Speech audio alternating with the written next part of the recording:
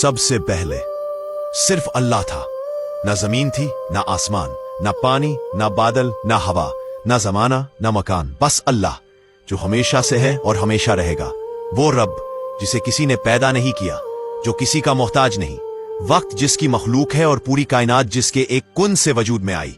اللہ نے چاہا کہ اس کی پہچان ہو، اس کی عظمت جانی جائے، تو اس نے قلم کو حکم دیا، لکھ دو جو کچھ قیامت تک ہونے والا ہے۔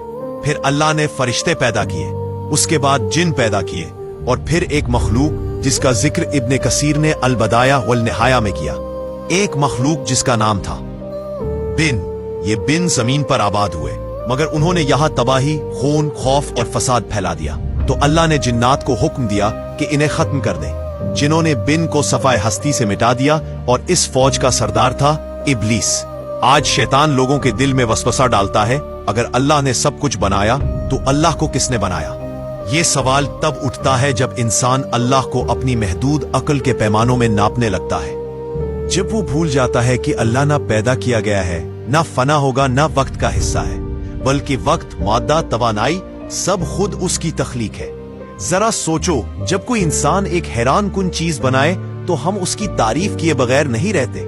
ایک اچھا گانا، ایک خوبصورت مصوری، ایک طاقتور ایجاد، ہم سب تالیاں بجاتے ہیں، کھڑے ہو جاتے ہیں۔ تو پھر اس اللہ کی تعریف کیوں نہ ہو جس نے یہ شاندار کائنات بنائی؟ وہ کائنات جس میں کہکشائے سمندر کی جھاگ سے زیادہ، ستارے زمین کی ریت سے زیادہ، اور دنیا جیسے سیارے اربوں کھربوں کی تعداد میں ہیں۔ وہ دنیا جہاں پھول کروڑوں خلیوں کے نظم سے کھلتے ہیں، چیونٹیاں اپنے وزن سے کئی گنا بوجھ اٹھا لیتی ہے، ہاتھی اپنے جسم پر پہاڑ سا وزن رکھے چلتا ہے، اور ماں کے رحم میں ہر سیکنڈ لاکھوں سیل زندگی بناتے ہیں۔ اتنی حیرت انگیز تخلیقات، اتنی غیر معمولی نشانیاں، اور انسان پھر بھی خاموش کھڑا رہے، تعریف نہ کرے، شکر ادا نہ کرے۔ اے انسان، تجھے تیرے رب کی عظمت کو ماننے سے کون سی چیز روک رہی ہے؟ کس غرور نے تیری جبین کو سخت کر دیا ہے؟ اللہ اکبر۔